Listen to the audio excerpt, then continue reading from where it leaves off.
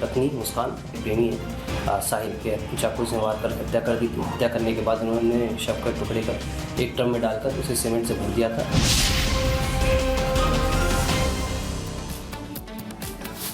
नमस्कार, आप देख रहे हैं रिपब्लिक भारत, आपके साथ मैं हूं श्वेता त्रिपाठी। प्रियंका और सृष्टि भी इस बुलेटिन मेरे साथ मौजूद है। और सबसे पहले बात करते हैं मेरठ की, जहां पर हत्याकांड ने सबको हिला कर रख दिया है। एक महिला ने अपने प्रेमी के साथ मिलकर अपने पति को मौत की घाट उतार दिया। एक नहीं, दो नहीं, बल्कि 15 टुकड़े कर दिए शव के, घर में ड्रम में सील कर दिया। इससे पहले भी ये बताया जा रहा है कि मुस्कान ने हत्या की कोशिश की थी। 22 फरवरी को मुस्कान ने 800 रुपए के 2 चाकू खरीदे थे। सौरभ को खाने में दवा देकर बेहोश किया था। सौरभ को बेहोश करने के बाद साहिल को घर पर बुलाया। प्रेमी के साथ मिलकर शव के 15 टुकड़े कर दिए। शव के टुकड़ों को साहिल अपने साथ घर ले गया।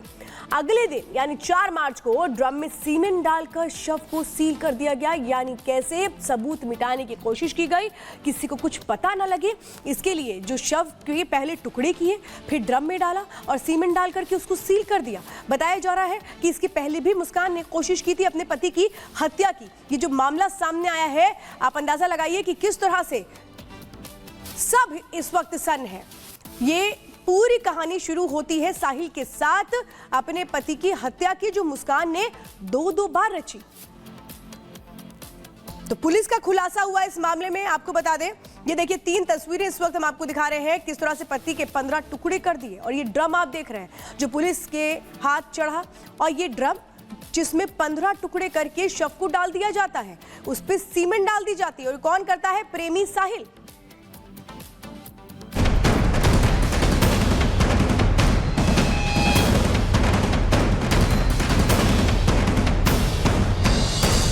मोहब्बत की साजिश में लिपटी कत्ल की खौफनाक कहानी मेरठ की है, जहां मर्चेंट नेवी में काम करने वाले सौरभ ने मुस्कान नाम की लड़की के साथ लव मैरिज की थी, लेकिन परिवार को ये शादी नामंजूर थी। नतीजा ये हुआ कि परिवार ने दोनों को बेदखल कर दिया।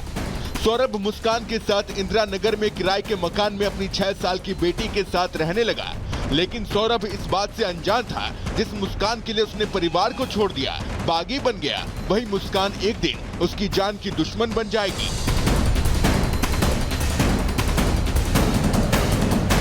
सौरभ की पत्नी मुस्कान ने अपने बॉयफ्रेंड साहिल शुक्ला के साथ मिलकर सौरभ की हत्या कर दी। मुस्कान ने सौरभ के सीने में छुरा घोंप दिया। लाश ठिकाने लगाने के लिए मुस्कान के बॉयफ्रेंड साहिल ने लाश के 15 टुकड़े किए और इन टुकड़ों को ड्रम में भरकर उसे सीमेंट के घोल से पैक कर दिया।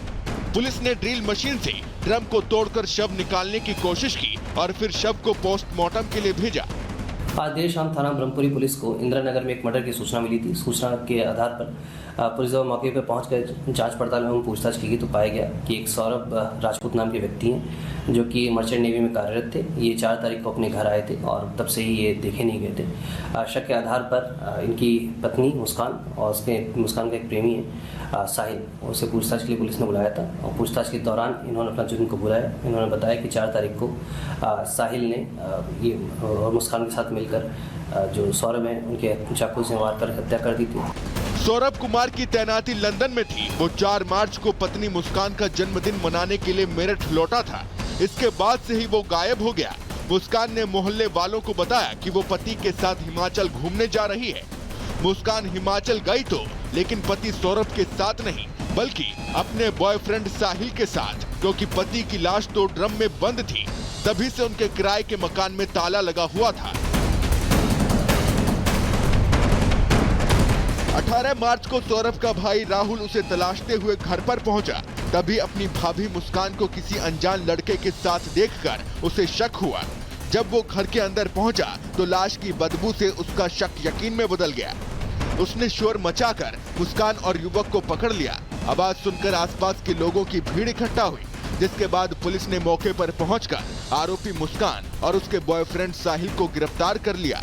करने के बाद उन्होंने शव का टुकड़े कर एक ड्रम में डालकर उसे सीमेंट से भर दिया था। पुलिस द्वारा जो शव है उसको रिकवर कर लिया गया है। उस शव को पोस्टमार्टम के लिए मोर्चरी भिजवाया गया है और इसमें जो दोनों ये हैं साहिल और मुस्कान, इन दोनों को हिरासत में ले लिया गया, गिरफ्तार कर लिया गया है। परिजनों की तहरीर के आधार पर सुसंगत धाराओं में मुकदमा पंजीकृत कर लिया गया है। अब इन दोनों को ही माननीय न्यायालय के सामने पेश कर आवश्यक विधिक कार्रवाई की जा रही है। आखिर सौरभ को क्यों रास्ते से हटाया गया? हत्या के पीछे क्या वजह थी, लव ट्रायंगल या फिर कुछ और? पुलिस आरोपियों से ये तमाम सवाल पूछेगी, जिससे इस मर्डर केस की गुत्थी सुलझेगी। Bureau report, republic Bharat. और इस वक्त की बड़ी खबर आपको बता दें, अमृतपाल सिंह और उसके 7 सहयोगियों को डिब्रूगढ़ जेल से अमृतसर वापस लाने की तैयारी है। उसके 7 सहयोगियों के ऊपर से एनएसए भी हटाया गया है, जिसके बाद पंजाब सरकार सवालों के घेरे में रही कि आखिरकार कई सवाल खड़े किए गए कि इन आरोपियों पर इतना ज्यादा रहम पंजाब की सरकार क्यों कर रही है। ये सवाल यहां पर खड़े किए गए थे। तो अमृतपाल को पंजाब पुलिस को सौंपा गया। अमृतपाल को पंजाब पुलिस को सौंपा गया, ये इस समय जानकारी मिल रही है। अमृतपाल के सभी 7 साथी जेल से रिहा हुए हैं। बड़ी खबर, अमृतपाल को पंजाब पुलिस को सौंपा गया है और उसके 7 जो साथी थे, वो सहयोगी, उसकी डिब्रूगढ़ सेंट्रल जेल से पंजाब लाने की तैयारी चल रही है। इसे लेकर पंजाब की मान सरकार पर भी कई सवाल खड़े हो रहे हैं, लेकिन अमृतपाल को पंजाब पुलिस को सौंपा गया। अनामिका, क्या कुछ और बड़ा अपडेट है इस खबर पर? पहले अपडेट तो ये है प्रियंका, श्वेता और सृष्टि की अभी अमृतपाल को लेकर कोई ऐसी जानकारी नहीं है कि अमृतपाल पर से एनएसए हटा है। अमृतपाल पर एनएसए को लेकर 22 मार्च को सुनवाई होनी है पंजाब हरियाणा हाई कोर्ट में, लेकिन उसके जो 7 साथी हैं उनको जरूर एक एक करके असम पुलिस जो है हैंडओवर कर रही है अमृतसर की पुलिस को। अमृतसर की पुलिस इस वक्त वहां गई हुई है, वरिष्ठ अधिकारी एसपी हैं उनके नेतृत्व में। मैं इस वक्त अमृतपाल के साथियों में से एक साथी बसंत सिंह दौलतपुरा के घर के बिल्कुल बाहर हूं और परिवार के लोगों से मैं बात करने की कोशिश कर रही हूं। मैं पहले घर दिखा दूं आपको, लेकिन परिवार के लोगों से मैं बात करने की कोशिश कर रही हूं। कोई इस वक्त बात करने को तैयार नहीं है। मैंने कुलवंत सिंह, इसके अलावा अमृतपाल के पिता से जरूर बात की है। उनका यह कहना है कि हम ये चाहते हैं एनएसए हटने के बाद अब जिन मामलों में, अलग अलग मामलों में जिस तरह से बसंत सिंह समेत अलग अलग लोगों को अमृतपाल को अरेस्ट किया गया है, उनको छोड़ दिया जाए, क्योंकि परिवार ये कह रहा है कि जो आरोप लगाए गए हैं वो पूरी तरह से गलत है। यहां तक कि वो ये भी कह रहे हैं कि एनएसए के तहत अगर 2 साल के लिए इन लोगों को रखा गया था, पहले 1 साल का एनएसए था, फिर 2 साल के लिए एनएसए बढ़ाया गया, वो भी गलत था। ये जो गली अंदर जा रही है, ये जो घर आप देख रहे हैं, ये बसंत सिंह दौलतपुरा का है, जो कि असम के डिब्रूगढ़ जेल से शिफ्ट होकर यहां पर आने वाला है। लेकिन पुलिस का ये साफ कहना है कि एनएसए हटा है, लेकिन अजनाला थाने का घेराव या दूसरे मामलों में अभी मुश्किलें उनकी कम नहीं हुई है। हम यहां पर लाकर थाने के घेराव और दूसरे मामलों में उनसे पूछताछ करेंगे। घर के अंदर की तस्वीर दिखाइएगा कि अभी घर के अंदर रेनोवेशन चल रहा है। परिवार जरूर यहां पर मौजूद है, लेकिन कोई बात करने की स्थिति में नहीं है। मैं कुछ लोग पड़ोसी हैं, मैं उनसे बात करती हूँ। उमेश, थोड़ा आइएगा जरा। बसंत सिंह को जानते हैं? बसंत सिंह? हाँ। बसंत सिंह का ऐसा कोई नहीं गा। बसंत सिंह दौलतपुरा आपके बगल में रहते हैं, आप जानते हैं उनको? कैसे रिंदे? बसंत सिंह, बसंत सिंह, बसंत सिंह, बसंत सिंह, बसंत सिंह, हाँ, जानते हैं? हाँ हाँ जानते हैं? हाँ। कब से यहाँ रह रहा है परिवार? हाँ, कर रहा है, बहुत चंगा। मेरा पोतरा ही है। अच्छा, आपका पोतरा ही लग रहा मेरा, मेरे भतीजे का मुंडा हो सकेगा।